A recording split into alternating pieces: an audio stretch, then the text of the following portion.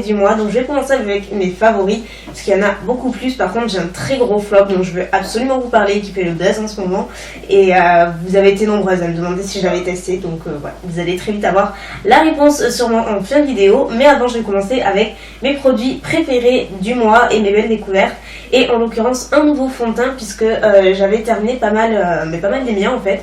Donc du coup j'avais voulu en tester un nouveau, et celui de Laura Mercier, le Fini-Lisse Fluid Peau Parfaite. Je vais prendre en français, c'est un peu long. Pour moi c'est vraiment une valeur sûre cette marque, c'est vraiment la reine du teint parfait et naturel. Donc du coup voilà, c'était pour moi un peu une logique que j'essaie celui-ci. J'ai opté pour la teinte cachou, c'est la teinte parfaite, je le porte aujourd'hui, il est vraiment génial. Je le compare pas mal au Vitalumière Aqua de Chanel en termes de consistance et de rendu, parce qu'il a un rendu ni mat ni glowy, c'est un entre-deux, donc il est parfait. En revanche, celui-ci est beaucoup plus adapté aux peaux grasses comme la mienne, peau mixte à grasse. En tout cas, j'ai une tendance à briller parce que le Chanel était quand même un petit peu plus glowy et ça a formé vraiment très très aqueuse. Comme ici par contre, le Chanel il avait tendance à faire briller plus vite, même si je l'ai racheté un nombre incalculable de fois aussi. Tandis que celui-ci est plus adapté aux peaux grasses, je brille beaucoup moins et beaucoup moins facilement. Je poudre avec la poudre libre translucide de Laura Mercier qui est ma préférée, et j'ai besoin d'aucune retouche de la journée, donc c'est vraiment génial. Il a un fini vraiment super naturel, un effet seconde peau, la couvrance est légère à moyenne, c'est jamais de très grosse couvrance chez Laura Mercier en général. Donc voilà, et par contre il faut bien le secouer parce que voilà, je sais pas si vous entendez, c'est vraiment super liquide, mais voilà, gros top. Toujours pour le teint, et d'ailleurs je l'avais commandé en même temps que le fond de teint sur le site Biotique, c'est le site où je commande mes produits Laura Mercier depuis des années, je vous en ai déjà parlé plein de fois, et ils ont notamment la marque Hourglass depuis l'année dernière ou l'année d'avant, je sais plus exactement. Et je louchais sur ce blush, mais il était tout le temps indisponible, et quand j'ai voulu passer commande du fond de teint, il se trouve qu'il était dispo, donc je me suis jetée dessus. Donc c'est un fond de teint Hourglass, j'en ai déjà un et je l'adore, mais je voulais à tout prix celui-ci, c'est le Denim ou bien Infusion, je sais pas comment ça se dit, et en tout cas c'est un pêche, c'est le pêche doux parfait, il est vraiment hyper joli. Je l'ai également aujourd'hui. Le troisième produit, c'est une palette que j'ai utilisée depuis que j'ai donc au moins tout le mois, c'est sûr. Chaque fois que je me maquille, j'utilisais celle-ci. C'est de chez Smashbox et c'est la palette contour. Donc je vous le disais dans mon précédent haul, c'était NYX qui s'y mettait avec la grande palette contour. Maintenant Smashbox, ils s'y mettent vraiment tous. Donc vous avez 3 teintes, c'est plus restreint, mais en même temps pas besoin de 15 teintes, je pense. Là c'est vraiment les essentiels. Moi je me sers pratiquement que de celle-ci, et c'est la teinte contour. Elle est parfaite, c'est vraiment un top un petit peu grisé que je porte aussi aujourd'hui, qui est super naturel, qui se fond vraiment à la peau. Les 3 peaux de toute façon sont très faciles à estomper, à travailler, elles sont géniales. La deuxième c'est la teinte bronze pour apporter vraiment ce côté teint réchauffé un petit peu, qui est un petit peu plus chaud au niveau de la teinte. Et la troisième c'est la teinte highlight, mais qui est pas le highlight comme on le perçoit et comme je le perçois moi par exemple, genre le irisé que vous voyez. Là pour moi il n'est pas du tout irisé, il n'est même pas satiné, c'est juste une teinte claire que j'ai déjà utilisée par exemple sous le dessous de l'œil ou sur les zones pour éclairer un petit peu, et ça fait largement son job. C'est vraiment une super palette. Franchement si vous cherchez une palette contour qui est dispo déjà en France et qui regroupe les teintes essentielles, je vous conseille vraiment celle-ci. Mon dernier produit teint il me semble, cette fois-ci c'est un highlight, un vrai. Je vous en ai parlé dans ma précédente vidéo sur les top ou flop, où je jugeais plus ou moins les produits Make Up Revolution. Si vous n'avez pas vu la vidéo et que ça vous intéresse, je la mettrai en barre d'infos et vous pouvez cliquer juste ici. Et donc c'est un highlighter, c'est le Goddess of Love et c'est la teinte Golden Goddess. Ça se présente en petit cœur comme ça, c'est le dupe des Too Faced au niveau des packaging, et vous voyez c'est un très joli cœur, c'est trop mignon. Et au niveau de la teinte, c'est un doré un petit peu champagne qui est ravissant, qui ne fait pas de chute de paillettes, qui est vraiment juste super joli. Je l'ai pas aujourd'hui, j'ai le Marie Humanizer, mais je l'ai porté vraiment beaucoup de fois ce mois-ci, il est vraiment tellement joli. Il est en même temps subtil, mais il se voit, et surtout ils se font vraiment très bien à la carnation sans faire des marcations, et ça c'est un truc que j'adore.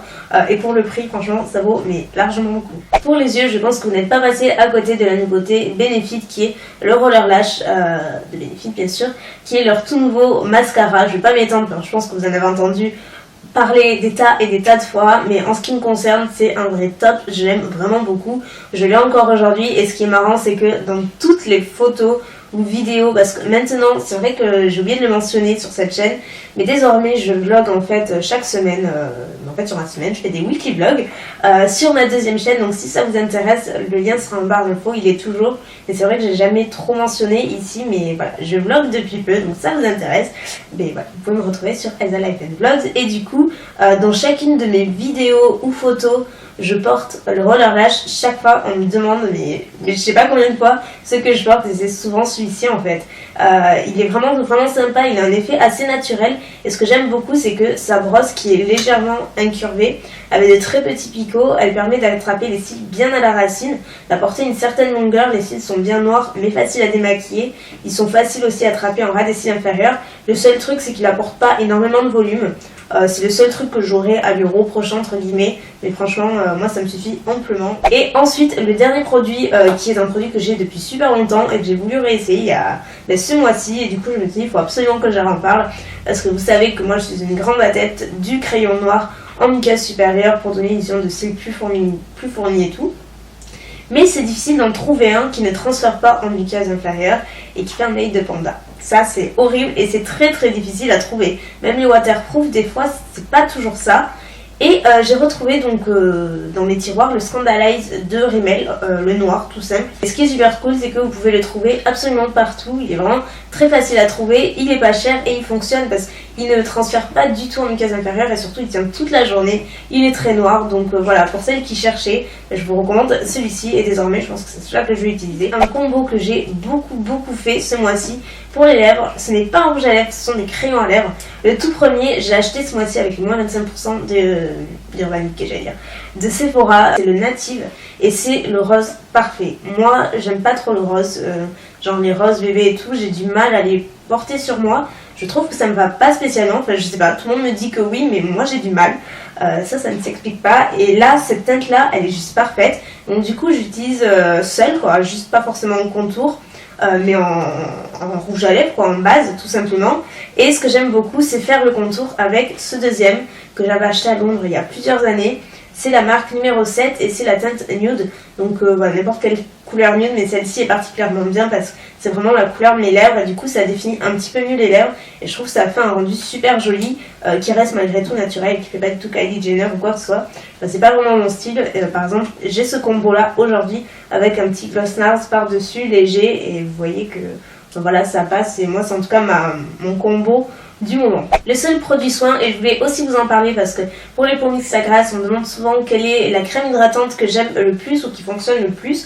Jusque là j'en avais pas trouvé, enfin j'en avais trouvé bien sûr et aimé énormément, mais qui soit disponible en France, pas vraiment. Et là depuis quelques temps maintenant, j'utilise celui de la crème hydratante Sanoflore, c'est la Rosa Angelica qui se présente comme ça dans un petit tube, vous voyez, bien utilisé d'ailleurs, un petit tube rose pâle qui est super mignon.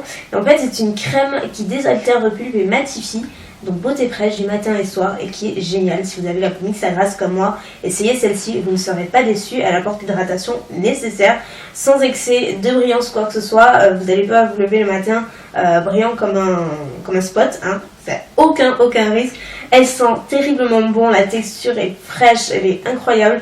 Enfin, voilà, moi c'est vraiment un très gros coup de cœur que je rachèterai, et je pense que maintenant je vais faire avec celle-ci pendant un bon petit moment. Ça va sonner un petit peu promo, mais ça n'est pas du tout, je vous promets. C'est juste que je pouvais pas m'en empêcher, je peux pas m'empêcher de ne pas citer mes pinceaux. Donc je les ai mis dans un bocal, parce que sinon voilà, c'est un bocal qui vient de chez Jiffy par ailleurs si vous me demandez.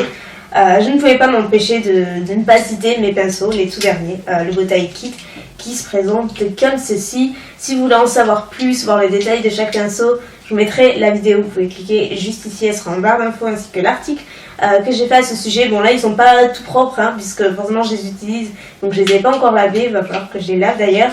Mais voilà, quoi, j'en suis juste super contente, et bah, c'est ma petite fierté. Je voulais à tout prix les mentionner dans mes favoris, parce que ce soit les miens ou pas, je les aurais mentionnés dans tous les cas. J'en suis vraiment contente. Et d'ailleurs, je les mets justement dans ce pot à part des autres, et je le mets sur mon lavabo, et en plus de ça, voilà, ça fait super mignon. Et enfin, on va passer au fameux flop dont je vous parlais. Donc, je l'ai en deux teintes, puisqu'en fait, c'est un produit que j'ai reçu il y a plusieurs mois, bien avant sa sortie. Au moment où je l'ai reçu, en fait, on était plusieurs blogueuses à l'avoir reçu. On n'avait absolument pas le droit d'en parler pour des raisons de confidentialité, c'est comme ça. Et puis après il est arrivé peu à peu sur les réseaux sociaux et donc je parle du dernier fond de teint NARS. Et quand j'ai reçu, j'étais super contente, j'étais hyper excitée, je voulais vous en parler mais j'avais pas le droit. Mais ça m'a pas empêché de pas l'essayer et première application, je me suis dit il y a un problème, ça va pas quoi. J'ai même pas porté toute la journée tellement j'aimais pas le rendu. Du coup j'avais réessayé, c'était toujours pareil, j'aimais pas. Du coup j'avais mis un petit peu de côté, j'étais passée à autre chose. Et j'avais attendu plus ou moins qu'ils remontent à la surface et que les gens en parlent. Et du coup après j'avais pas du tout fait gaffe, mais en bas il disait qu'il fallait vraiment bien le secouer pour avoir un rendu plus uniforme. Et j'avais pas le souvenir que j'avais bien secoué ou que j'avais fait attention. Du coup c'est ce que j'ai fait, j'ai réessayé et effectivement le rendu était un petit peu mieux, mais ça n'empêche que ça reste un très gros flop pour moi. Il y en a qui l'adorent, qui en sont folles et d'autres qui le détestent. Malheureusement je fais partie de la deuxième catégorie. Pour moi, NARS les fonds de teint, j'ai jamais adhéré, j'ai essayé chez Rigon, j'avais pas aimé non plus. Déjà la première heure il est joli, ça fait un rendu un petit peu glowy mais pas trop, qui est adapté à une peau grasse en tout cas. Le rendu est sympa, ça couvre vraiment très bien les rougeurs et tout, pas de souci. Mais après pas plus de 2 heures d'application, ça commence à être un petit peu cakey au niveau de la texture. Ça fait pas du tout naturel. Alors ça ne bouge pas en soi, mais ça fait un effet de matière. Alors j'utilise au Beauty Blender, j'ai essayé au pinceau, j'ai essayé au doigt, l'effet est toujours le même. Ça fait un excès de matière qui est voyant et que je déteste. C'est vraiment le truc que je déteste quand un fond de teint se voit comme ça. Et sinon je mixais ces deux teintes là. C'est deux teintes que j'avais reçues. Donc la première c'est la Light 3 Gobi et la deuxième Medium 1.5 Valoris. Dites-moi ce que vous en pensez, mais vraiment les avis sont très mitigés, j'ai l'impression. C'est qui tout double, voilà, il y a des produits comme ça, on aime ou on n'aime pas du tout. Donc voilà, c'est tout pour la vidéo d'aujourd'hui. Écoutez, j'espère que ça vous aura plu. N'hésitez pas à me dire quels sont vos tops et vos flops du moment. Je vous fais plein de bisous et je vous dis à très bientôt. Ciao.